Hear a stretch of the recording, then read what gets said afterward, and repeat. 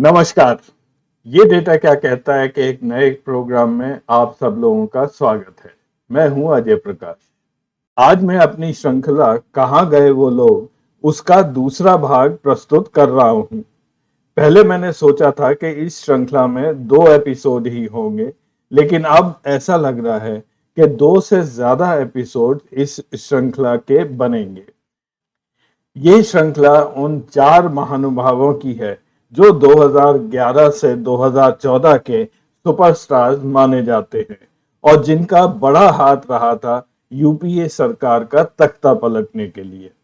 इस श्रृंखला की पहली कड़ी मैंने विनोद राय जी के बारे में की थी, जो उस समय के कंट्रोलर जनरल ऑफ इंडिया थे।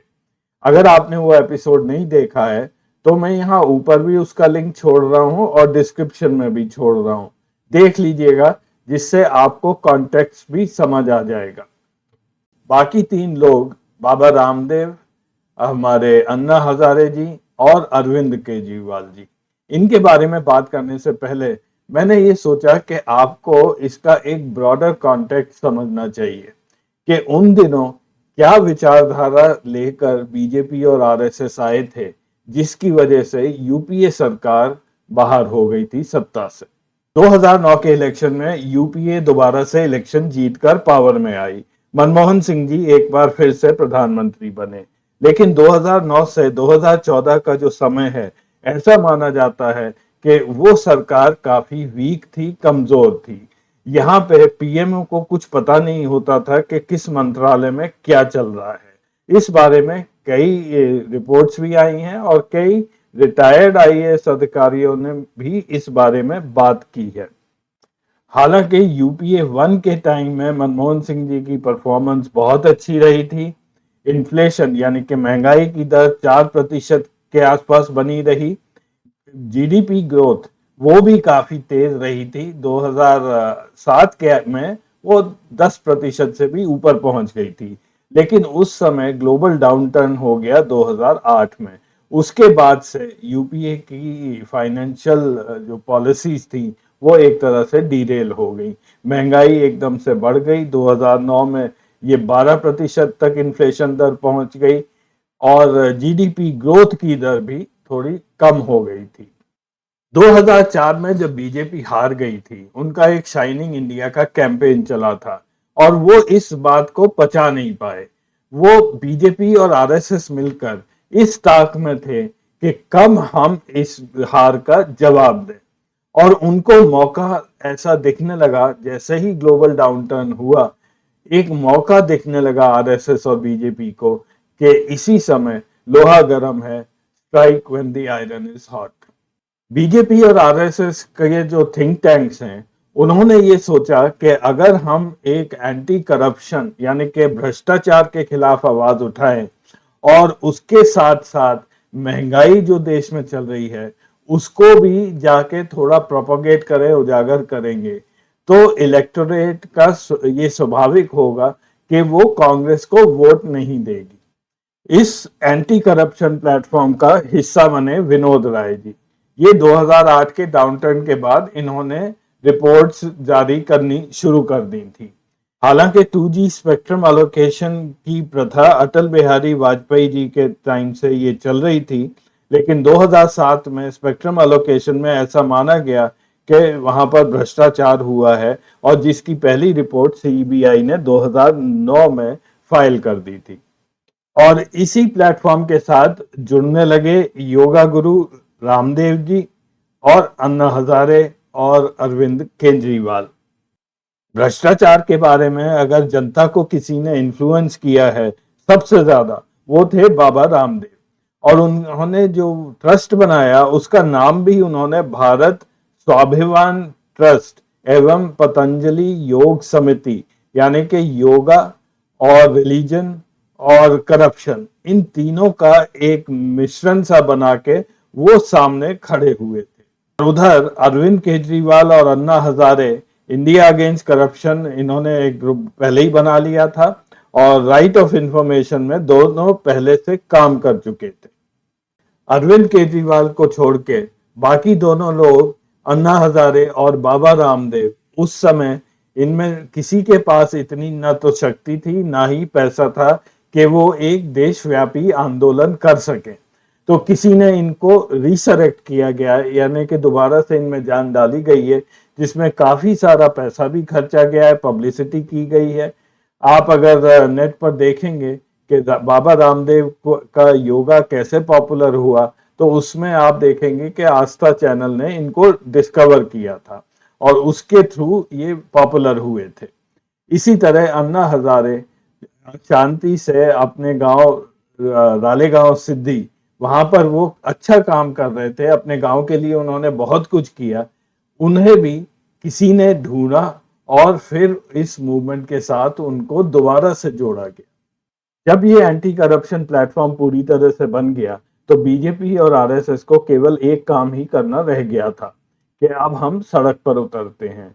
तो यही हुआ, देशव्यापी आंदोलन छेड़ा गया, काफी सारे प्रदर्शन हुए, तरह तरह की बातें की गई चिल्ला चिल्ला कर, और ये जताया गया कि कांग्रेस सरकार बहुत ही भ्रष्ट है और दूसरी तरफ कांग्रेस आई है, कमर तोड़ महंगाई लाई है, ऐसे बोर्ड पूरे देश में लगा दिए गए थे। तो मैं इंडिविजुअली बाबा रामदेव और अन्ना हजारे के बारे में बाद में बात करूंगा।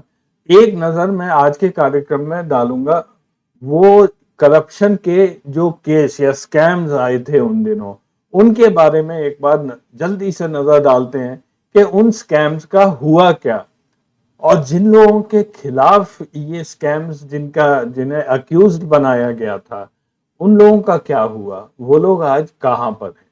हमेशा की तरह आप सबसे निवेदन है कि चैनल को सब्सक्राइब अवश्य करें, और अगर आपको हमारा कार्यक्रम अच्छे लगते हैं तो अपने दोस्तों को भी बताइए, उनके साथ ये वीडियो शेयर भी कीजिए। धन्यवाद। 2009 से लेकर 2013 के बीच में कुछ ऐसे स्कैम्स हुए थे जो बहुत ही ज्यादा चर्चा में रहे। इसकी एक समरी इंडिया टुडे ने बनाई है, 9 years 9 स्कैम्स, यानी कि 9 साल में 9 जो बहुचर्चित स्कैम्स थे। हम अब ये देखेंगे कि इन स्कैम्स का हुआ क्या, आज वो कहाँ हैं, जो दोषी थे उन्हें क्या सजा हुई, या जो दोषी नहीं पाए गए उनका क्या हुआ। मैं अपने पिछले एपिसोड में 2G स्कैम के बारे में मैंने डिटेल में जानकारी दी है, तो वो मैं यहाँ रिपीट नहीं करूंगा।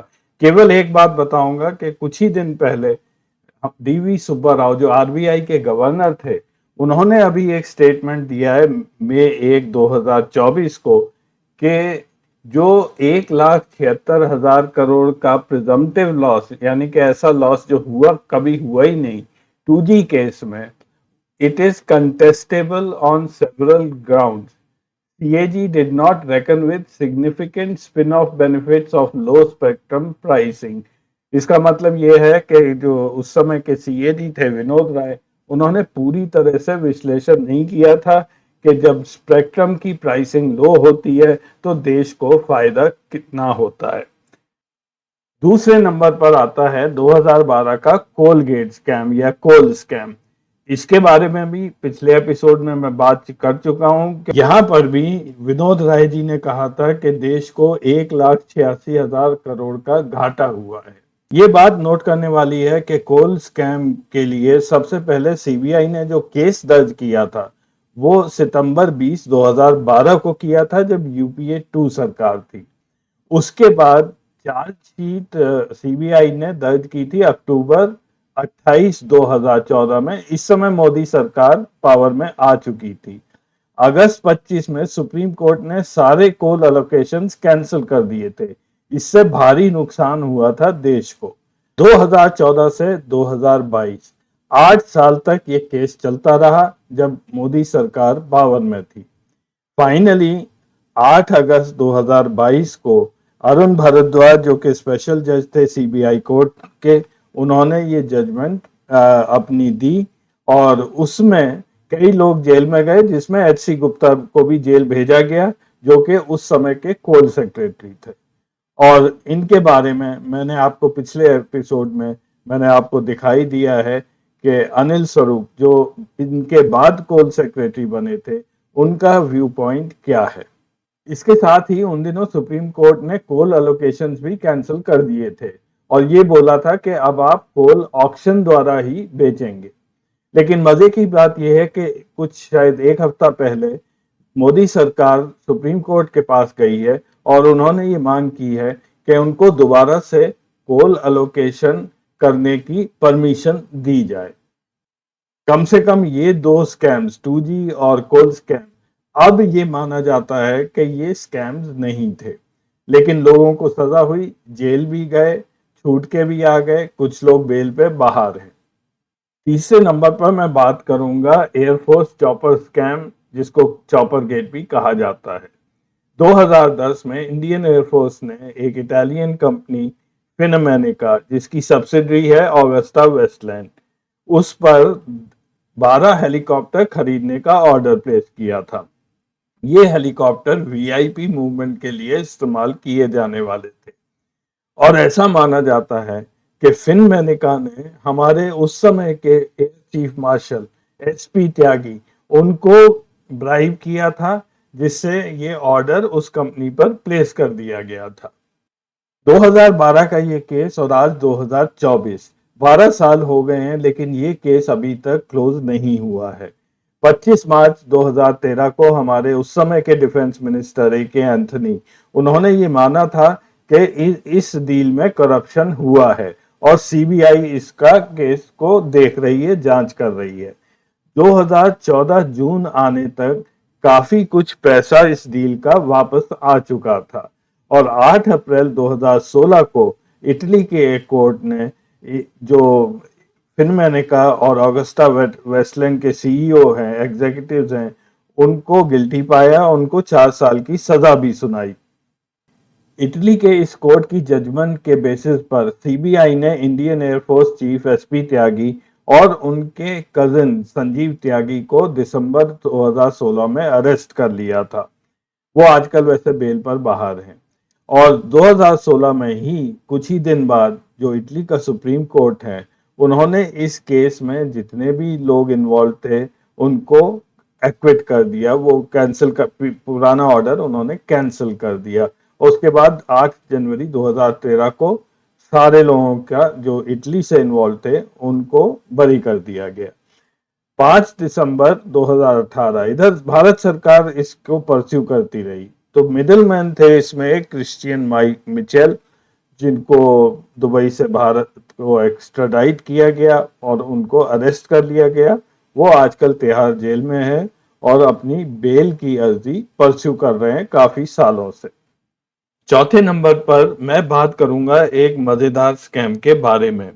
ये भी 2012 का स्कैम है, जिसमें आर्मी कुछ ट्रक्स खरीद रही थी और ऐसा माना जाता है, जो कि हमारे उस समय के army chief general VK. Singh ने ये रिपोर्ट किया कि उनको 14 करोड़ की रिश्वत ऑफर की गई थी सितंबर 2010 में, कि 1676 जो टेट्रा ट्रक्स आर्मी खरीद रही थी उसका ऑर्डर एक पर्टिकुलर कंपनी को चला जाए, जिसके चेयरमैन रवि ऋषि थे। अब इस सो कॉल्ड स्कैम को मैं किस वजह से मजेदार बोल रहा हूँ, ये 2013 का केस है, जब केस शायद उस समय ये केस रजिस्टर हुआ है। सीबीआई ने इंक्वायरी की, उस समय यूपीए की सरकार थी, लेकिन 2014 आते ही जब मोदी सरकार आई और वी.के. सिंह उसमें मंत्री बने, तो शायद 12 या 15 महीने में सीबीआई ने ये केस क्लोजर रिपोर्ट भी फाइल कर दी। सीबीआई ने अपने केस क्लोजर रिपोर्ट में ये कहा कि उनके पास ऐसा कोई भी एविडेंस नहीं है जिससे ये केस आगे लेके जा सके। तो क्या आपको कुछ अटपटा सा नहीं लगता है कि अगर जनरल वी.के. सिंह को 14 करोड़ की ब्राइब ऑफर की गई, जबकि वो आर्मी चीफ थे, और 1.5 साल के अंदर जब वो मंत्री बने तो उन्होंने ऑब्जेक्ट नहीं किया कि ये केस आप क्लोज क्यों कर रहे हैं, ये तो फॉलो अप करना चाहिए था सीबीआई को, लेकिन कोई भी इसके बारे में बोला नहीं। 2012 में ही सीबीआई ने जो इंडिया हेड थे टाटा कंपनी के रविंदर ऋषि, उनके खिलाफ केस दर्ज कर दिया था। एक प्रेस कॉन्फ्रेंस में रविंदर ऋषि ने कुछ ऐसे ही बात करी जो थोड़ी अभद्र है और मैं उसको यहाँ दिखा नहीं सकता हूँ। उन्होंने टिप्पणी की थी जनरल वीके सिंह पर कि वो अब रिटायर होने वाले हैं, इसलिए उन्हें एक तरह की बीमारी हो गई है। 2012 में ही बीईएमएल भारत अर्थ मूवर्स लिमिटेड के चेयरमैन वीआरएस नटराजन को सस्पेंड कर दिया गया था, क्योंकि वो एक प्रेस में चले गए थे और उन्होंने ये कहा था कि वो जनरल वीके सिंह के खिलाफ एक डेफेमेशन का केस करेंगे, और ये बात डिफेंस मिनिस्ट्री को बिल्कुल अच्छी नहीं लगी, इसलिए उन्होंने उसी समय उन्हें सस्पेंड कर दिया था। आज तक ये केस क्लोज नहीं हुआ है। अभी आके 25 फरवरी 2023 को फॉर्मर चीफ ऑफ स्टाफ या हमारे मंत्री साहब, उनकी अब आके पूछताछ हुई है। क्योंकि अब ज्यादा समय नहीं है, मैं बाकी के स्कैम्स जल्दी से आपको बता देता हूँ। एक चर्चा में बहुत दिन से रहा है Air India scam. Praful Patel इसमें अभियुक्त थे। 30,000 करोड़ का परचेज किया था, नए एयरक्राफ्ट लिए थे और कुछ लीज पे लिए थे, और कुछ उन्होंने रूट्स में भी फेरबदल की थी। तो इस सब में ये माना जाता है कि प्रफुल्ल पटेल ने अपनी पोजीशन का इस्तेमाल करके कुछ प्राइवेट प्लेयर्स को इसमें बेनिफिट दिए थे। हालांकि ये कभी प्रूव नहीं हो पाया, और जैसे ही प्रफुल्ल पटेल कुछ महीने पहले उन्होंने बीजेपी ज्वाइन की है, तो सीबीआई ने ये केस भी क्लोज कर दिया है। एक और बड़ा स्कैम 2010 में था कॉमनवेल्थ गेम्स का, जिसमें सुरेश कलमाडी जी मेन अभियुक्त बने थे। 70,000 करोड़ करके ऐसा प्रेस में और मीडिया पर आता रहता था, लेकिन सेंट्रल विजिलेंस कमीशन ने जब इस केस की तहकीकात की, तो उन्होंने पाया कि 90 करोड़ रुपए का नुकसान सरकार को हुआ है कुछ डिवाइसेस खरीदने में। खैर, सुरेश कलमाडी जी पर केस चला, उनको सजा हुई, वो 10-11 महीने जेल में रहे और फिर 5 लाख रुपए की श्योरिटी पर वो बेल पर बाहर आ गए हैं, और आज तक ये केस क्लोज नहीं हुआ है। कॉमनवेल्थ गेम्स स्कैम की तह तक जाने के लिए मनमोहन सिंह जी ने 2011 में शुंगलू कमेटी का गठन किया था। वीके शुंगलू भारत के रिटायर्ड सीएजी रह चुके थे, तो इन्हीं के कमेटी के रिपोर्ट के आधार पर कलमाडी जी को अरेस्ट किया गया था। कलमाडी और ललित भनोट के अलावा और भी कुछ लोगों को, जो एमसीडी के इंजीनियर्स थे, उनको भी सजा दी गई थी, लेकिन सुरेश कलमाडी आजकल बेल पर बाहर है। वो केस अभी तक पूरा नहीं हुआ है। फिर 2011 में the famous cash for vote scam हुआ था। ये भी थोड़ा मजेदार है। हुआ ये था, उस समय यूपीए सरकार थी और लेफ्ट फ्रंट ने अपना सपोर्ट विड्रॉ कर लिया था, क्योंकि यूपीए ने यूएस के साथ न्यूक्लियर एग्रीमेंट साइन कर लिया था और लेफ्ट फ्रंट इसके खिलाफ थी।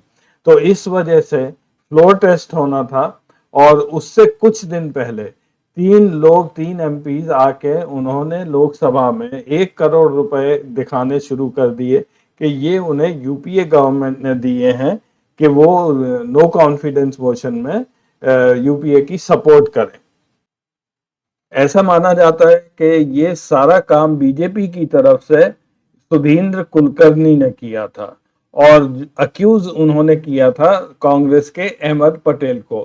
खैर, उसके बाद एक कमेटी बैठी थी केसी देव कमेटी के नाम से, और उन्होंने ये पाया कि ऐसा कुछ भी नहीं हुआ था, कोई भी ब्राइब दी नहीं गई थी, और ये सब फॉल्स एक्यूजिशंस थे।